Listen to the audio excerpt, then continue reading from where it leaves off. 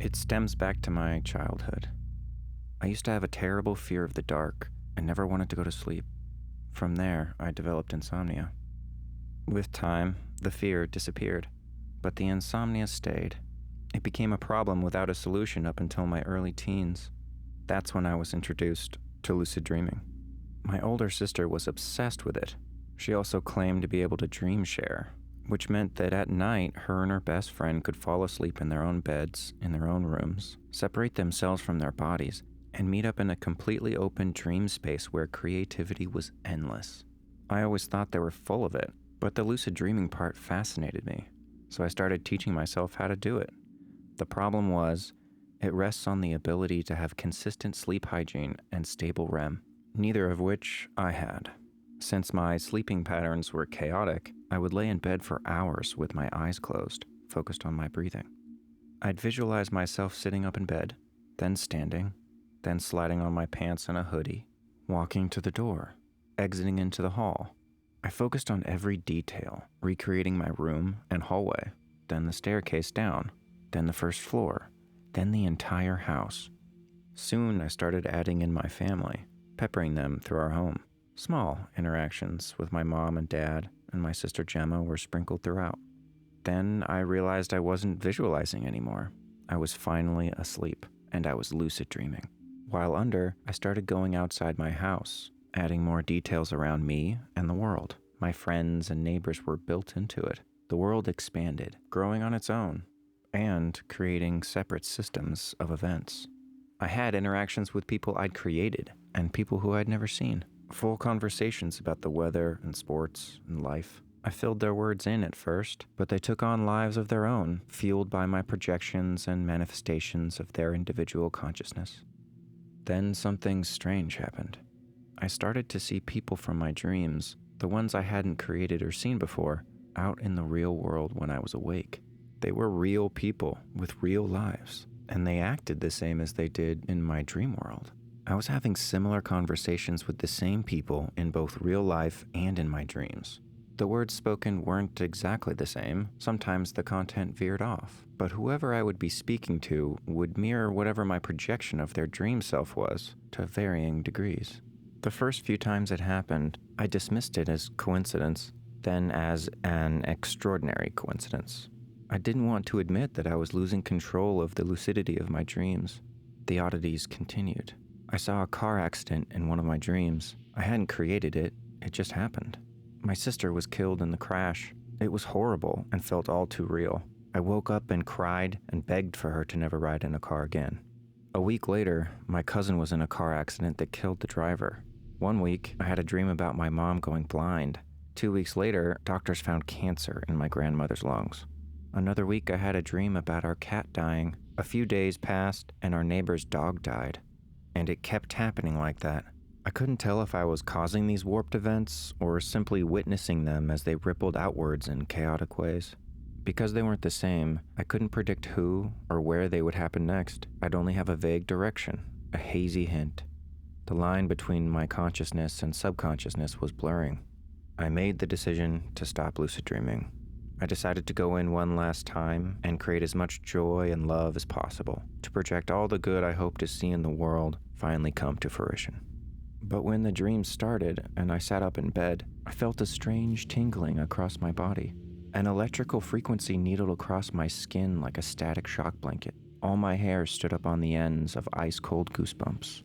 I felt the frequency humming in the air around me. I called out to my mom and dad, but no one answered. I left my room and walked downstairs. I could see outside to the street through the front windows. My family was on our lawn, looking up in uncertainty and fear at the sky. My mom was clutching Dad. Gemma looked terrified. I went outside to join them and saw all the neighbors were out front of their homes, looking up as well. I rushed to my mom, but she didn't see me. Neither did my dad or Gemma. I tried to grab my mom's arm, but I had no hands or arms. I looked down and realized I didn't even have a body. I was just an entity, a transparent spirit floating through the dream world. I tried to wake myself up, but I was stuck there. And the scariest thing was, I wasn't even sure I was dreaming anymore. Despite the obvious bizarreness, I'd lost the ability to differentiate. everything felt real. I'd never fully lost control of a dream before, but in this one, I was a witness, strapped into the front row like Alex DeLarge. I followed my family's gaze up into the sky. What looked like an upside-down volcanic eruption, with electrical charges sparking through the thickening smoke, was taking over the sky directly above us. A different kind of thunder began erupting from the clouds. It was deep and carried the sound of a living organism as it grew closer and more violent. Yellowish raindrops began hitting the pavement around us. Everywhere they landed, you could hear sizzling. A drop landed on my dad and burned the top of his head. What was falling was a highly corrosive acidic rain. All the neighbors ran into their homes, and I followed my family into ours as they were pelted by burning droplets. Inside, I watched my mom and Gemma try to help my dad, but the burn on his head kept melting away flesh and was eating into his skull. No matter how hard they tried, my mom and Gemma couldn't clean or wipe it off. The burn kept eating into and through his brain. My dad shook and spasmed and went completely still. He was gone. Outside, the rain began to pour down. Smoke rose up from the lawns and the street as the acid burned through everything. Cars parked on the streets were melting away. I knew it wouldn't be long until the roof over our heads would cave in. Then, heavy thuds began to hit the ground outside. It was impossible to see anything out the window, so I floated through the wall and out into the storm. I reached the street and began to see dark silhouettes twitching and stretching out through the smoke. I got closer, and the silhouettes and shadows took full shape. They were horrible creatures, the size of cars. They had tentacles sprouting from their mouths, which gave the impression of a much larger dimension. Ugly, shrill sounds were emitting from the monstrosities. The acid rain didn't affect the creatures. They were slicked with it. It rolled off them like normal water. The creatures were falling from the clouds. When they landed, their bones broke as they hit the ground, spiking out of their skin.